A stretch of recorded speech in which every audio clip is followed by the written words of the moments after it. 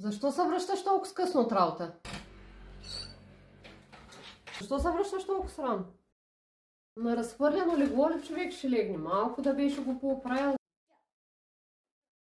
Защо оправи леглото? Щях да пускам пералня. Тези чини и там ли трябва да ги оставиш сега? За кого ги миеш на ръка сега? Щях да пускам съдомялната.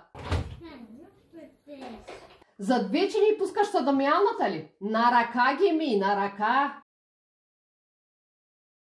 Постоянно телефона в ръката ти. Гледай малко телевизия.